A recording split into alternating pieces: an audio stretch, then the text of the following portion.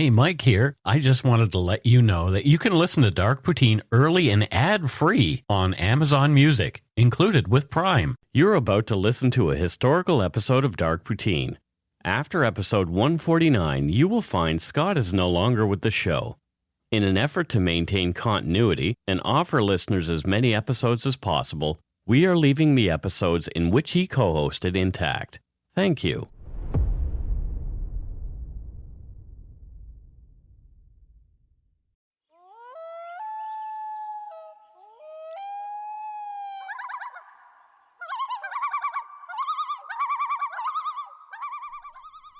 Welcome to Dark Poutine. I'm Mike Brown, creator and host. With me, as usual, is my good friend and co-host, Scott Hemingway. Say hello, Scott. Hey, everybody. Hey, everybody. Yeah. Great episode. Fantastic. Thanks for tuning in, everybody. Thanks. Shortest one ever. Minute. Yeah. Or less than a minute. But powerful. If you include the loons, it was probably a minute. I always include the loons. If you don't include the loons, we're not here. Ayo. Fantastic. Dark Poutine is not for the faint of heart or squeamish, as our content contains mature themes, harsh language, and graphic descriptions of violent crimes. Listener discretion is strongly advised. It's not a violent crime this time. Well, we'll get into that. We're not experts on any of the topics we present, nor are we professional journalists. We're just two regular Canadians interested in crime and the darker side of history. Let's get to it. Put on your toque, grab yourself a double-double and an Nanaimo bar. It's time to scarf down some dark poutine.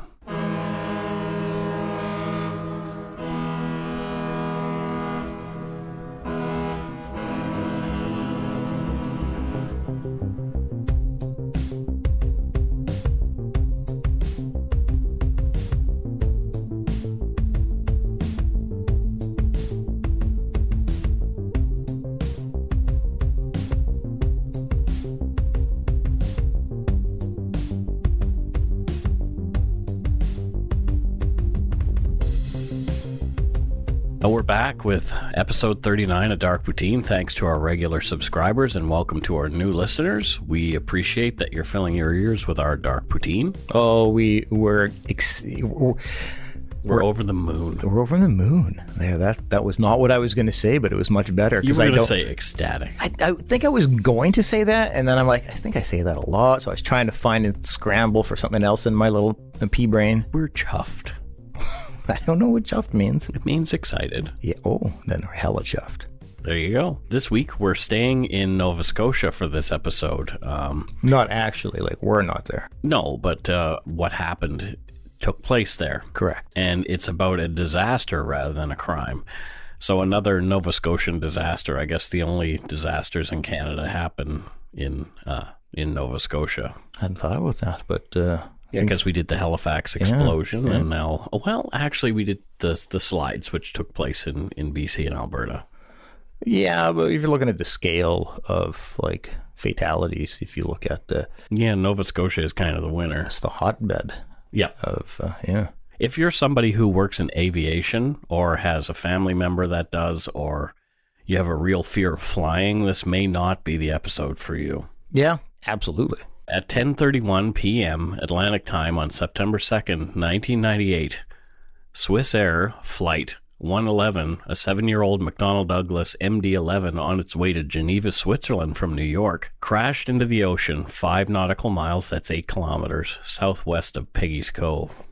Yeah, I remember this, but somewhat vaguely. There were 215 passengers and 14 crew on board. All 229 souls were lost. That's terrible.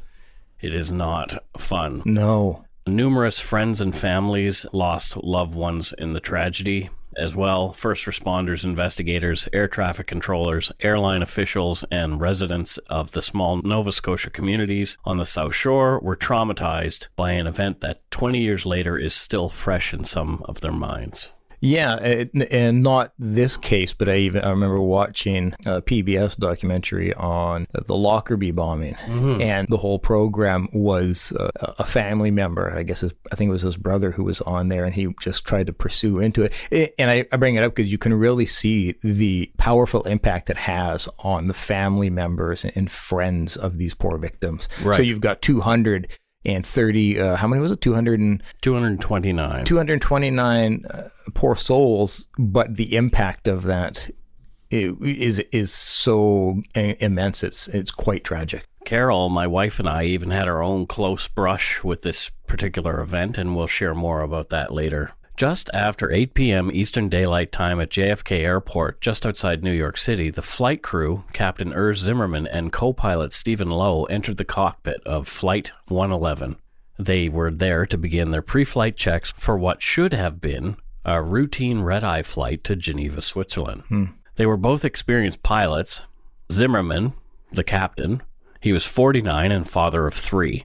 He had a total of 10,800 flying hours, including 900 on the MD-11s alone. Oh, wow. He'd also flown DC-8s, DC-9s, MD-80s, and Airbus 320s, so he's flown a lot of big planes. Lowe, the co-pilot, was 36 and also a father of 3. He had 4,800 flying hours total and 230 on the MD-11. Wow. So experienced guys, yep. Yeah. That night, Urs Zimmerman turned the reins over to Stephen Lowe. He was going to be pilot flying, or PF. The captain was supporting him as pilot non-flying, or PNF. Okay. I'm going to learn a little bit about aviation as we go. Yeah, well, learn what we can. Not a lot. I won't get into... So I won't be a certified pilot? There will not be math, Scott. Whoa.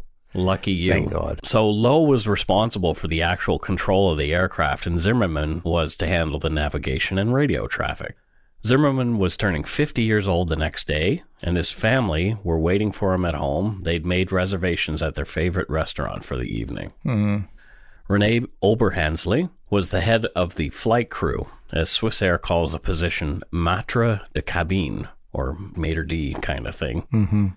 He was responsible for flight attendants Irene Batrizzi, Raphael Burkle, Annie Castioni, Colette Furter, Serena Pazeller, Janine Pompili, Peter Schwab, Florence Zuber, Bridget Wipraktiger, Regular Ruteman, and Patricia Eberhardt, who was a Delta Airlines employee. However, as Flight 11 was a Delta code share with SwissAir, she was working this flight on behalf of Delta. Flight 111 was also 24-year-old Regula Ritteman's first flight ever since she'd recently completed her training as a flight attendant. Interestingly, Patricia Eberhardt was the aunt of one of our Yumberyarders. Get out of here. Yeah, Christine. She sent me some messages about her aunt, shared some information, and we'll share that near the end of the show. I know who Christine is. Wow. Jeez, Yeah. I'm so sorry to hear that. Most of the passengers will likely put their heads on a travel pillow and sleep for the majority of the nearly 8-hour trip.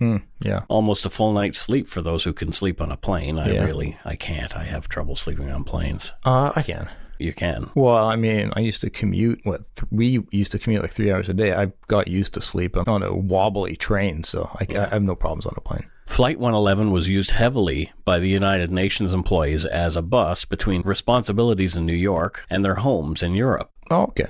It was nicknamed UNO Shuttle. There were a few on board there that night as well, UN employees. Oh, no.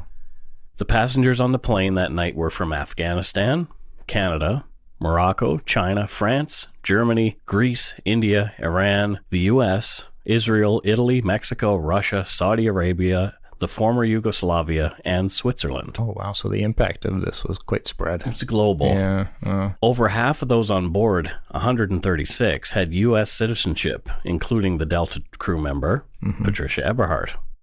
Carrying human beings from place to place was not the only purpose of Flight 111.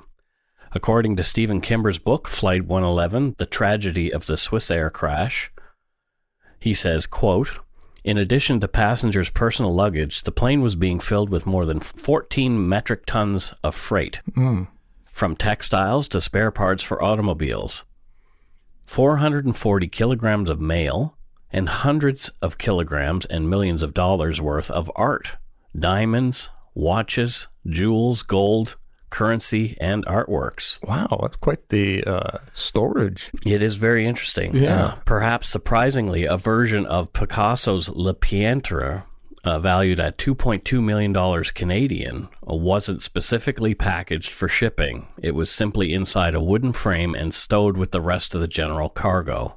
Wow. Most of the other valuables, however, were handled with greater care. The manifest showed that the plane's valuable case, a special 4-foot-high aluminum container with reinforced walls, a lock door, and a metal seal, contained a diamond from the recently completed Nature of Diamonds exhibition at the American Museum of Natural History, which was being shipped back to its owner in Europe. Along with that, 49.8 kilograms of banknotes designated for a U.S. bank in Geneva, another kilogram of diamonds, and 4.8 kilograms of assorted jewelry. Wow, it's quite staggering. Yeah, so there was quite a bit of valuables on that plane. Yeah, a human and material loss out of that. Absolutely. Although one greatly outweighs the other. So that's end quote. That thank you to Mr. Kimber for being so diligent about giving all the information about that. His books are quite good. I've read a couple of them on Flight 111. Just before takeoff, the safety demonstration led by René Oberhansley was completed in 3 languages, English, German, and French, because it's a Swiss flight. Yep. With safety checks completed, the flight left the gate at JFK at 7:53 p.m. Eastern Daylight Time, and they were in the air at 8:18 Eastern Daylight Time, so about 20 minutes on the tarmac and taxiing and stuff. Seems pretty normal. They headed into the evening sky and out over the Atlantic for what should have been just another routine flight between JFK and GVA. At 40 minutes into the flight, Zimmerman contacts Air Traffic Control Center in Moncton, letting them know that Flight 111 has reached a cruising altitude of 33,000 feet. All seemed well at this point. Yeah. At 10:10 p.m. and 38 seconds, to be exact, very specific, Atlantic Daylight Time, the pilots were eating their dinner. The cockpit's voice recorder picks up a conversation between Lowe and Zimmerman. Lowe says he smells something strange in the cockpit. Zimmerman doesn't respond at first, but 20 seconds later says, "Look." It's assumed he spotted smoke. Lowe asks if he can look around and try to figure out what's causing the smoke in the cabin. Zimmerman agrees. Lowe stands up, searching the cabin. Lowe says he can find nothing more around the ceiling above the cockpit. Zimmerman summons the flight attendant working in first-class cabin. When she arrives, he asks her if she can smell smoke. She says she can, but she couldn't smell anything unusual in first class, so it's limited to the pilot's cockpit at this point. The flight attendant leaves as Lowe continues his search. Zimmerman asks whether the smoke was coming from the air conditioning. Lowe says yes, tentatively. It's so unnerving hearing just these fairly innocuous conversations, but knowing the outcome, it's just very unsettling. Well, where it starts to lead, Yeah, very unsettling. At 10:13 Atlantic Daylight Time, the smoke becomes visible again. It's clear that something is wrong and there may be a fire on board. Zimmerman and Lowe consider an unscheduled landing and evaluate suitable airports, as not every airport is suitable for the more than 200-ton MD-11. Weather conditions are discussed as well. Yeah, that makes sense. Zimmerman comments, "That's not doing well up there." So more smoke, we assume. Yeah. At this point, other than the pilots and flight crew, passengers beyond first class would have no idea that something was wrong, as the smoke and fire was contained in the cockpit. Jeez. At 10:14, Zimmerman attempts to contact Moncton Air Traffic Control, but is squelched out by another aircraft on the same frequency. Moncton asks them to say again. Here's actual audio of what was said next. SwissAir 111 Heavy is declaring pan after smoke in the cockpit. Request immediate return to that convenient place, I guess, Moscow. And so, to repeat, due to the captain's accent, okay, yeah, SwissAir 111 Heavy is declaring pan. We have smoke in the cockpit, request deviate, immediate return to a convenient place, I guess Boston. In radio telephony, pan is the international standard for urgency.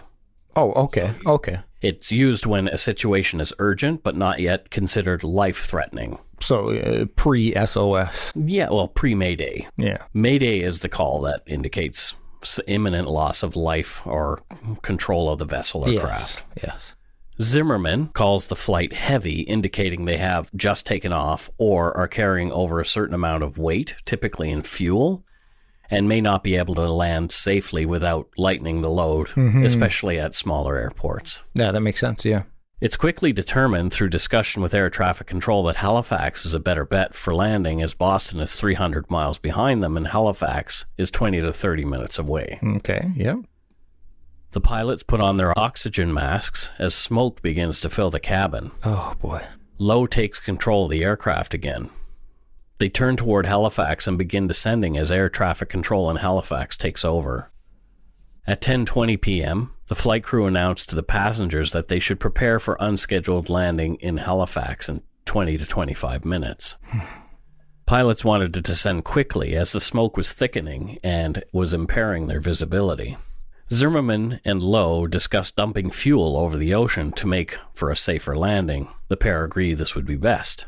Halifax Tower and Zimmerman then discussed the options for dumping fuel. Cabin power is cut to prevent further spark or for possible fire. Yeah, okay. So if you're in the cabin and you're a passenger, now all of a sudden you're in the dark. Oh, okay. So now the passengers are going to start noticing. Something's up. Yeah. At 10:24, autopilot is disengaged, and Zimmerman chimes in to indicate that they are flying manually. However, only moments later, he states that they are now declaring an emergency. Oh, man, my anxiety is climbing. Here's the last minute and 20 seconds of audio with SwissAir 111 before they become unreachable. Oh, no.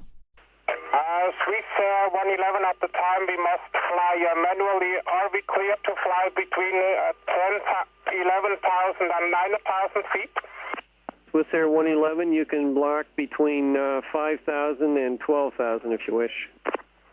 SwissAir 111 Heavy is declaring we are between 12 and 5,000 feet. We are declaring emergency now at time 0124.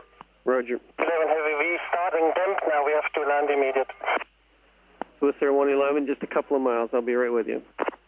Roger. And we are declaring emergency now. SwissAir 111. Copy that.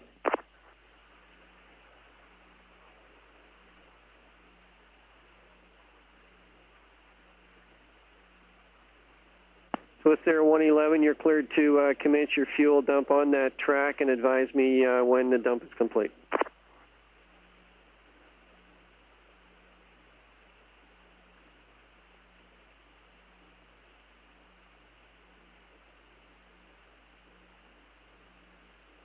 SwissAir 111, check you're cleared to start the fuel dump. That last bit of unintelligible audio came at 10:25. Was that intense or was that... Holy shit. Because it all sounds so calm, but you could hear that alarm in the background, which is the warbler for the autopilot being disengaged. Yeah. It's unusual to be flying and have the autopilot disengaged, so you typically won't hear that warbler going off. Well, and just, again, how calm the pilot was, how calm the air traffic controller is. Everybody is so calm, but you know it's nothing but panic and fear and just this absolute terror in that cockpit, and by that point absolutely in the passenger cabin. Like, oh god, it's intense, even though it's so calm, it's so intense. And by that time the heat and smoke would have been growing in the cockpit as well. Maybe they would be able to visualize the fire at this point. So that end of that recording, that is the impact time? So no, that's 4 minutes before the impact time. So that was the last communication. That's the last communication they had with them. So I'm imagining them. Electronics were shut down because of the fire, probably. Like, just all exactly disconnect. Oh god. I just watched that movie Sully. Yeah. Like just the other day, and so like I'm visualizing the intensity of when that was all going down and stuff. And also the Denzel Washington flight. That was really good. Yeah. This was the last anybody would hear from the crew of SwissAir 111. Oh boy. Numerous vain attempts were made to reach the struggling airliner over the next 5 minutes. At 10:30 p.m., the Rescue Coordination Center in Halifax determined they'd lost SwissAir 111. They'd lost contact. It was time to scramble rescue planes and helicopters to begin the search for the aircraft. And here's a bit more audio of what was going on. What do you have for last position on them when you lost? Oh, down just around St. Margaret's Bay. St. Margaret's Bay, eh? Well, we're just keeping an eye. We're hoping he's going to pop up here again, but Okay. we should be able to see him on our prime display, and we're not getting anything right now. Just a second, I'll see if I can get the bearing off the Halifax view are 39.7 miles, which makes it just down in St. Margaret's Bay. Okay. Then you're not talking to him anymore? No, we're not talking to him, and we don't see him. He was dumping fuel last we heard. So there you go. Oh, man. At 10:31 p.m., residents in St. Margaret's Bay, Peggy's Cove, and the islands nearby like Tancook and Ironbound first heard, then some saw, a low-flying large-body aircraft overhead between 800 and 1,000 feet. It was heading toward the ocean. The plane was tipped in an extreme angle and in no way resembled normal flight. Those who saw it knew they were witnessing a tragedy unfolding. Oh, man. The voice recorder died in the last few minutes of flight due to a loss of power and no source of backup. It's surmised that the pilots, now on oxygen, had a smoke-filled cabin with zero instrumentation, as the power was cut by the fire. And add to that the darkness of nighttime, the pilots were essentially flying blind. Oh, man. No one knows for sure what the last few seconds of flight were like in the passenger cabin. After investigation, it was noted that only one passenger, a pilot himself, had donned a life jacket. One hopes that the passengers of Flight 111 had no idea of the actual danger they were in. Oh, I hope so. At 10:31 Atlantic Daylight Time, SwissAir 111 slammed into the Atlantic Ocean. And so let's take a breath with this one. Yeah, jeez.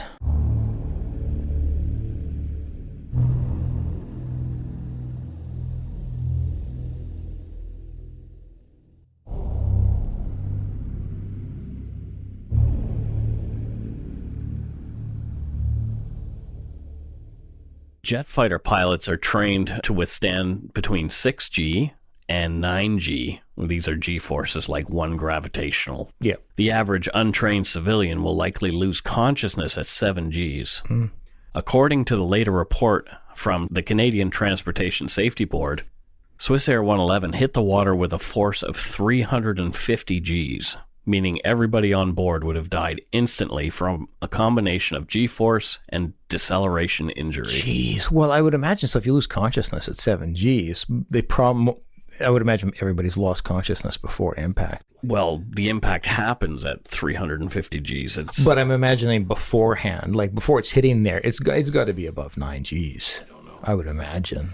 I don't want to speculate. I'm just hoping for the passenger's sake, like that they weren't panicking those last few seconds. First on the scene were mostly fishermen and boaters, locals, rushing to the crash site in hope of picking survivors from the cold Atlantic waters.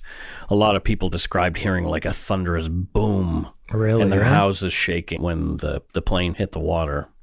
Well, it would be in many regards the same as a missile, because if as long as it hasn't come apart too much, that the impact as 350 Gs is quite significant. It's significant for sure. The scene they were met with was horrific. Pieces of plane, personal belongings, and passengers were everywhere, scattered over 100 square kilometer debris field. Jeez. Eventually. Yeah. Coast Guard and naval vessels also responded, and helicopters were called in as well to aid for the search for survivors from the air. Divers went to work at daybreak. As the naval vessel HMCS Preserver was on site, most of the smaller vessels were told to depart, leaving officials to ensure rescues, if any were possible. Yeah. They could be performed as safely as could be with the professionals. Yeah, doing it. absolutely. Makes sense. However, it quickly became clear that this was now a salvage effort, and the boats were called back to assist with the collection of even the tiniest piece of floating debris. Both to assist with the investigation and to ensure that the loved ones of passengers and crew would recover the personal belongings and remains of those who died on the flight. Wow. The reactions of grief and shock around the world are immediate, as people from so many different nationalities had perished. Many of the first responders and locals who stepped in to help later reported symptoms of PTSD after having seen what they did at the site near Peggy's Cove. Yeah, that was my immediate thought about them. And same with the air traffic controller. I would imagine there's got to be PTSD there. A friend of mine is an air traffic controller, and if you are involved in an incident, you are pulled. Yeah.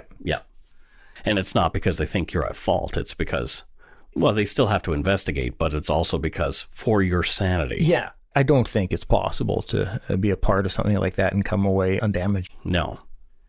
Here's a piece of a story from CBC about one fisherman's account 20 years later. Quote, Bob Conrad had dozed off after a long day of fishing, but woke up to the sound of a newscast saying an incident had happened near Peggy's Cove, where he had been fishing earlier that day. I knew that my fellow fishermen would be there and that I needed to be there, said Conrad, who could smell the jet fuel before he got to the scene. On the water, he spotted what he thought was a doll, but when he got closer, it was a child, he said. My mind has not been able to retain the sight, and I'm ever thankful for that, said Conrad, who brought the child's body aboard his boat. Another fisherman who assisted was interviewed by CBC in the days following the crash. Here's some of the powerful audio of him describing what he saw, thought, and felt at the time. On the way out, I was saying to myself, why am I here, and whatever can I do? You see broadcasts of such tragedies in other parts of the world, and I had some idea of what it might be like, but really didn't know what to expect. And I tried to justify doing this. This seemed to be a funny thing to be doing because it was so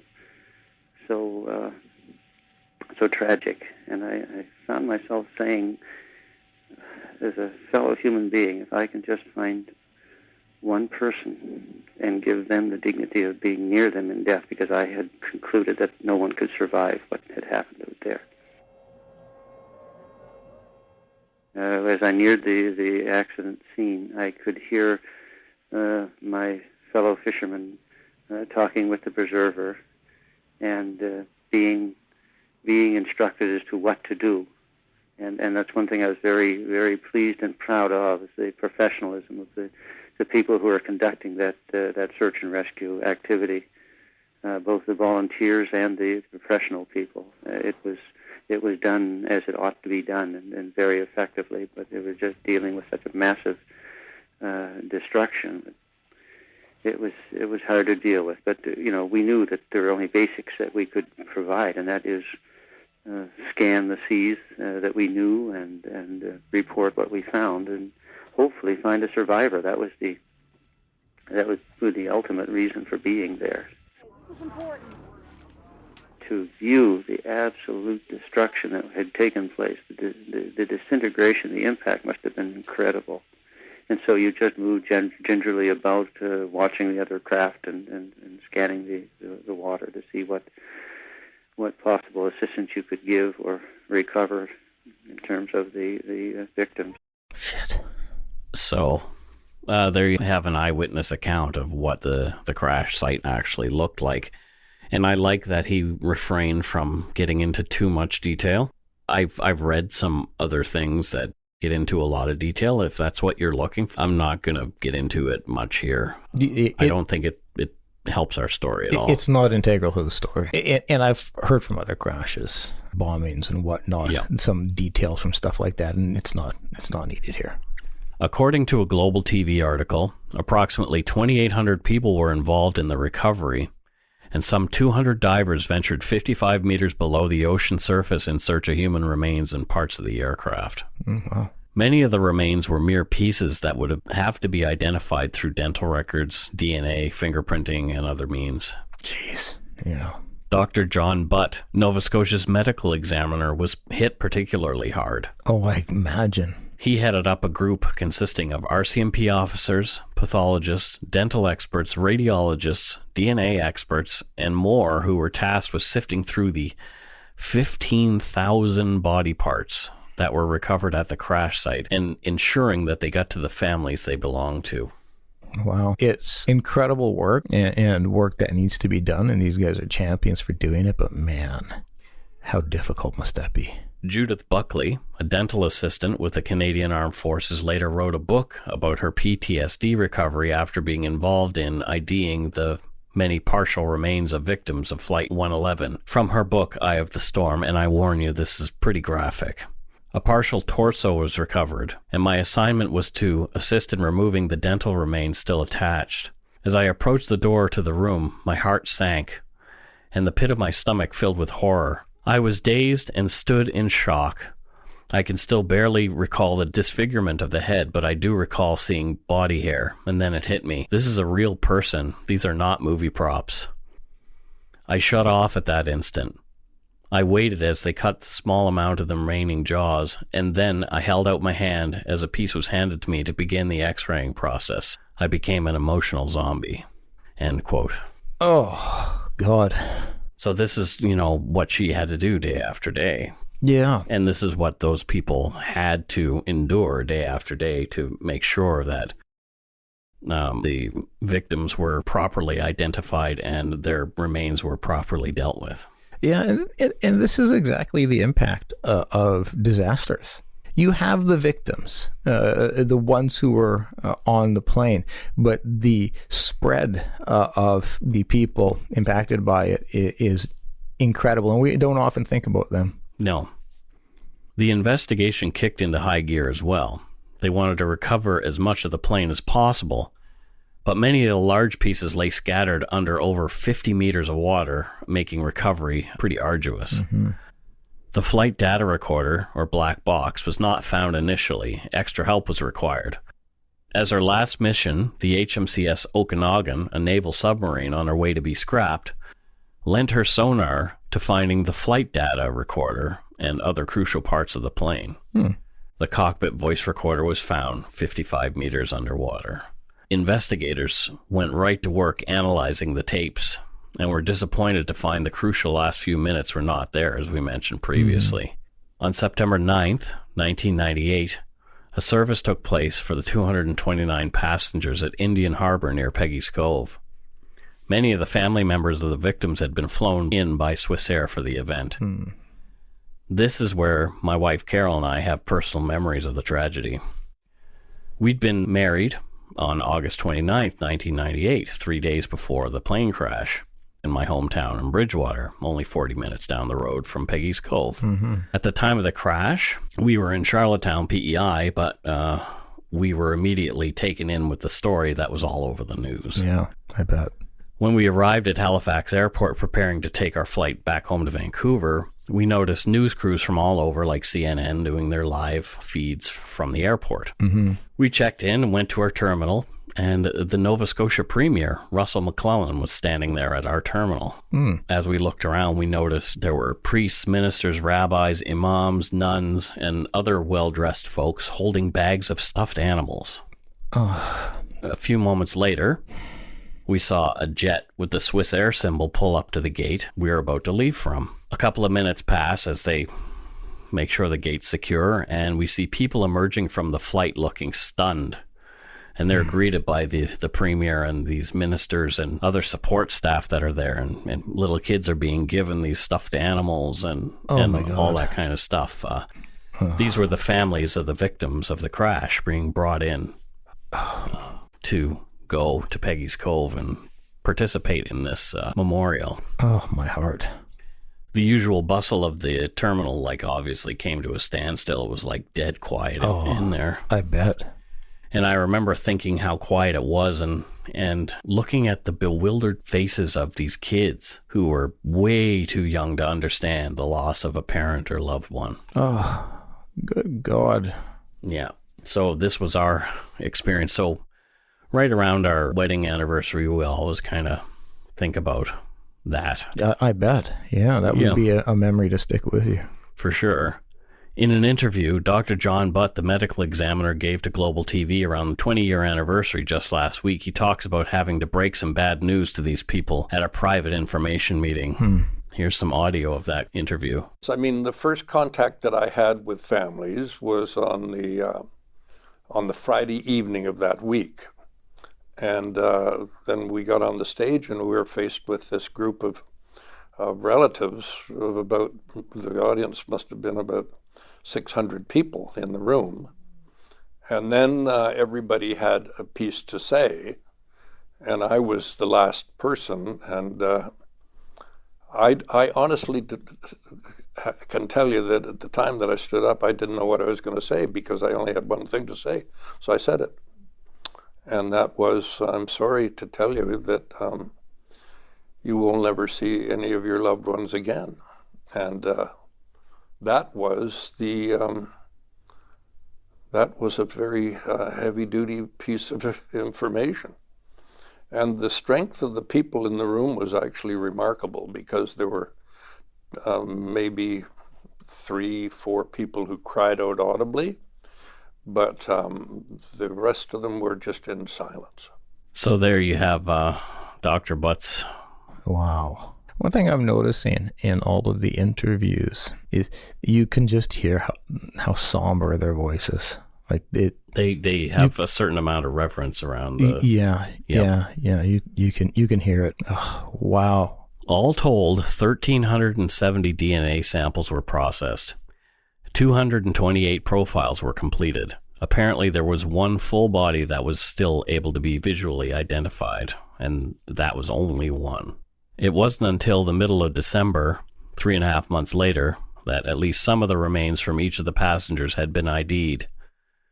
But there was still more work to do, so 229 people had been ID'd in some way, but all of their remains had not yet been identified.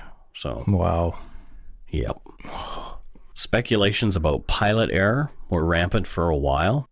Why did he turn out over the ocean and dump fuel instead of heading directly to the Halifax airport? The armchair aviationists went into great detail about how he should have just gone to Halifax. It's always so easy when you're not involved. Yeah. As part of the investigations, flight simulations mirroring conditions inside the cabin with this specific type of plane proved conclusively that the crash would have happened inland prior to the pilots being able to make it safely to the YHZ runway. Plane would have crashed, probably in a big ball of fire, and perhaps more than 229 lives could have been lost. There's a lot of residential area around there. Very much like the Lockerbie. Exactly. There were some other interesting theories as well. One inspector even told the Fifth Estate in an episode that he believed that the flight was down due to arson by way of incendiary device. What? He felt strongly that the case should have been treated as a homicide of 229 people. What? Yeah, there's a whole episode of the Fifth Estate on it. I'm not going to get into whether I feel it's credible or not, but clearly the TSB didn't feel that it was credible because that has not happened. Their evidence points elsewhere. Was his belief that one of the pilots... No, it was a belief that somebody had planted an incendiary device on the plane that led to its going down. Yeah, okay. The plane had been meticulously pieced back together by investigators in an aircraft hangar. To aid with recovery efforts, a ship called the Queen of Netherlands was brought in, and she was equipped with sort of a huge vacuum cleaner that sucked up everything from the seabed of the debris field, water and all. Mm-hmm. The wreckage was then sorted out of tons of mud and boulders, being a tedious and time-consuming job. It did pay dividends, however. According to TSB Canada's reports, approximately 98% of the aircraft, measured by weight, was recovered. Wow. From the examination of the pieces of wreckage, it was determined that a fire had occurred in the forward overhead area of the cockpit. Portions of the front section of the aircraft were reconstructed to allow a thorough analysis of potential ignition sources and to assess how the fire propagated. Wow. Isn't that fascinating? 98%. 98%. That is staggering. From the ocean floor. Yeah. The investigation cost the Canadian government $57 million. It appeared a few complex elements led to the disaster, so I'll simplify here. A segment of the newly installed in-flight entertainment network's power supply cable, the type of cable used, and its proximity to another electrical component caused an arcing event, thus sparking a fire in the ceiling above the pilots. The fire took hold the way it did due to the type of insulation used in the plane at that time, and the fact that there was no fire suppression or detection equipment built into the area. Okay, well... The pilots had to guess where the fire was coming from and, at no fault of their own, incorrectly assumed the air conditioning. Mm-hmm. There was no firefighting plan in place, nor was there any regulation for one at the time. Oh, wow. Finally, it was deemed that due to the fire, the plane had become impossible to fly, a death trap. Mm-hmm. From TSB's final report on the incident, the loss of primary flight displays and a lack of outside visual references forced the pilots to be reliant on the standby instruments for at least some portion of the last minutes of the flight. In the deteriorating cockpit environment, the positioning and small size of these instruments would have made it difficult for the pilots to transition to their use and to continue to maintain the proper spatial orientation of the aircraft. So, thus absolves the pilots from any error. Absolutely. They're a part of the tragedy. And For sure. The last thing anybody needs is to have them incorrectly blamed. Incorrectly. You know, we have seen pilots correctly blamed, but... Oh, absolutely. But they don't need to be thought of in any negative light. Not these guys. No. Oh. Many changes to the MD-11 and aircraft safety in general have come about because of this crash, though this was at the cost of those 229 lives in the waters of the Atlantic just off Nova Scotia's south shore. Yeah. Memorials for the victim were created near Peggy's Cove and in Bayswater, where some of the remains are buried, on the other side of St. Margaret's Bay from Peggy's Cove. I went to the Peggy's Cove Memorial when I was in Nova Scotia this year, and I briefly recorded some audio there. Here it is. The memorial today is very foggy and it's quite breezy, cool. I can hear the waves, but I can't quite see them past the fog. The visibility is about 100 feet. It's very quiet here. Even though there's a lot of tourists around, there is quite a sense of reverence for the memorial. I wanted to come here and get a real sense of what the place felt like before we talked about it. So, there you have it. Well, thanks for sharing your thoughts there, Mike. I'd been to the Bayswater Memorial before, but I hadn't been to the Peggy's Cove one. Mm-hmm. And when I got there, it was busy. It was a busy place, but nobody said a word. Even kids. There were kids around, but nobody was saying a word. I'd like to believe that it's due to respect. So you would think. Yeah. That's how I took it, Yeah. The fog did make the place extra eerie. You couldn't really see very far. I couldn't see the ocean. Oh, really? Yeah. I would have had to walk down onto the black rocks that they don't recommend you going on to actually see. Yeah. Last week, a live event took place at the Bayswater Memorial where first responders, locals, and family members marked the 20th anniversary of this crash.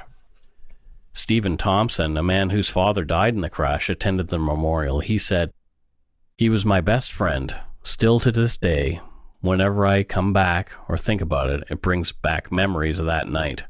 But I have some great memories as well. The good memories are what I really focus on, but every now and then it comes back." And that's the way with grief, right? Yeah, absolutely.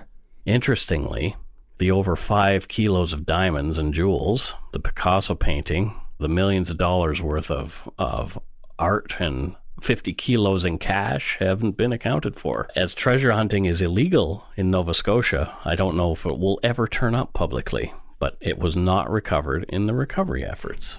It's interesting if they found 98% of the plane. But, right? Who knows? Let the conspiracy people go wild with that one. Yeah, I kind of hope that it is never recovered, or if so, done by the proper people, because I would hate for this tragedy for somebody to be directly profiting from it. And so it'd be great if it was ever found by proper authorities and whatnot. Yeah. But it does seem odd that nothing. Before we go, we mentioned that Christine, one of our Yumberyard folks, one of the good eggs from the Yumberyard, her aunt was a flight attendant on the plane. Yeah. So she left behind a younger sister and her husband, 2 wonderful nephews, and her aging mother. And she'd always heard stories about her saying that she seemed so glamorous because she'd been all kinds of places. Being a flight attendant, you get to travel the world. Yeah, for sure. She never got to meet her because their families were estranged a bit, but she did connect with Patty's sister and her family a few years after the crash. One aftermath of the tragedy is that her sister and her husband would always take separate flights when their boys were young, just in case the plane they were on would crash. Oh, wow. Wow. She couldn't bear the thought of leaving the kids as orphans, so if they were on separate flights, both planes couldn't crash. Patty's sister knew the odds were very, very low, but that's how she coped. She would also travel with Patty's passport, which was recovered from the wreckage, because the odds of the passport experiencing 2 plane crashes were even more statistically unlikely. Wow. And because they were estranged, they didn't immediately know about Patty's death. Patty's sister reached out to Christine's dad because Patty was the only sibling that they had, so I think she felt they needed to connect. Yeah. Christine goes on to say, I can't help but think that Patty and I would have been kindred spirits, as Anne of Green Gables put it. Her sister told me as much. Oh. Well, thank you so much for sharing, Christine, because that's... it just makes this story that more relevant. There are people connected to every single story we tell. Yeah, absolutely. And it's powerful to hear from... there's a photo of her, too. Oh, wow. It just makes it so much more relevant. Yeah. And a part of the group. So thank you so much for sharing, Christine. Thank you. So what have you thought about this episode? We're at the end of our script here. It's a very vivid one for me due to the fact that I think I was talking to you before about how, for me, after 9/11, plane-related tragedies are quite vivid for me because we were inundated with movies about 9/11 and documentaries and programs about it. As a species, I would say we really got to kind of become much more acquainted with the fear and tragedy involved in these kind of occurrences. And so for me, hearing about this stuff, I almost can kind of feel like I'm there. Yeah. You can, in I guess the smallest way, feel what they're feeling and the fear. As you've written it, for me, I kind of felt like I was there, and it's just so sad. Those poor people. Personally, I have a little bit of fear of flying. I don't like taking off. I don't like landing. I don't mind being in the air. Well, those are kind of like important parts of flying. But those 2 parts, I loathe. The key parts. Yeah, I think I've told you my emergency landing story before. I think so. I don't remember, though. I don't think I've told it here on the podcast, though. And in 1994, I had away from Nova Scotia for a year or so, a year and a bit. And so I was going to fly back to see my folks. It was during the Canucks run. Okay. Oh, my God. So it was at that time. Yeah. But I get on the plane, and we're going to Toronto first. The last person brought onto the plane is this person in one of those skinny wheelchairs. Okay. So they can wheel it down the aisle. It's this weird looking skinny wheelchair. Yeah. And they plop him directly in front of me. And this man looked as old as Methuselah. He was a very, very old man. And I don't know why somebody would have been traveling with this older gentleman at that time. Maybe he was traveling for medical reasons. Yeah. To go, maybe get a transplant somewhere or something like that. Yep. There was a nurse sitting beside him. Yeah. So dressed in a nurse's outfit, which was odd. As we're flying, doing my thing, and I've got this older couple beside me, and I've chatted with them a little bit. They're very nice. The lady is sitting directly next to me, and the older gentleman is sitting next to the window. But I noticed some activity in the seats ahead of us, and I look, and I see the nurse is attending to this gentleman, and she has a very, very, very concerned look on her face. Oh, God. So she pushes the button to call for the flight attendant. The flight attendant comes. She, too, all of a sudden develops a very concerned look on her face. So much so, she turns and literally sprints down the aisle toward the cockpit of the plane. Just needs to get a fan for him. I guess so. And it's pre 9/11, so 1994. So she just opens the door, closes the door behind her, and 40 seconds later, I guess she's spent time explaining things to the pilot. Yeah. The pilot comes on. Yeah, so we're going to be making a little bit of a detour this evening. We're going to be heading to Regina. And I'm thinking, I've never been to Regina before, and I had no reason to go to Regina, and I'm sort of not liking the idea of a detour. And the pilot continues. He says, just so you know, folks, this is going to be a very quick descent into Regina, and so we're asking everybody to take emergency positions while we make our descent. Oh, we should be in Regina in 10 minutes. So we're at 30,000 feet, and we have to get to, like... That's a good chunk of feet. 0 feet. Yeah. Jesus. We're all told to put our seatbelts on and put our heads down. Yeah. And all this kind of stuff. So we start descending very quickly. And very quickly, I began to feel like as though I was lifting off my seat and I was weightless. Yeah, which is what happens with these quick descents. Yes. Yeah. And it was very unpleasant. And the lady beside me held my hand harder than it's ever been held before. Jeez. And she's screaming and crying. Yeah. And her husband is trying to console her. And I am wishing somebody was there to console me. Holy shit. And I'm trying to console her at the same time, saying, we'll be okay. We'll be fine. We get to Regina. We land very quickly, bumpily. It was very unpleasant. The paramedics were waiting there. They come on. They get the guy off, and everybody cheers, you know, that we made it alive kind of thing. And the pilot prepares us for another ascent, and we're off into the great blue yonder again. And as we're just about to fly into Toronto, the pilot says, yeah, folks, I have an update on the patient that we had to take off the plane. He looks like he's going to be just fine. Oh, thank God. And everybody cheers. Yeah. Oh. And he said, and as well, the Canucks have won their hockey game. And another cheer. Yeah. Only to be followed by a riot. Yeah. Down the road. Yeah, the next few days. Yeah. But, yeah, so that was my experience with the crash position anyway, and my first trip to Regina. That sounds pretty fantastic, Mike. Yeah. What was really cool, though, was coming into Toronto, seeing a thunderstorm from above the clouds. It was very cool to see, like, these dark clouds and then orange and pink and blue lightning snaking through these clouds and then lighting it up. It was, if you've never seen a thunderstorm from above, Google some videos and you will see a pretty spectacular thing. I can imagine so. I got to see that. I guess that was my prize for being a good sport and not shitting my pants. I was going to ask. I did not. Well, not that you're going to admit to. No, I would actually admit to that. Yeah, no, I shit my pants. Everybody's shit their pants at least once. Really? Yes. That's a pretty bold statement. Well, you would have been a child at some point. That doesn't count. And you don't have other options. Well, as also being a recovering alcoholic, sometimes you lose control. Yeah, okay, I can. Anyway, so that is our episode.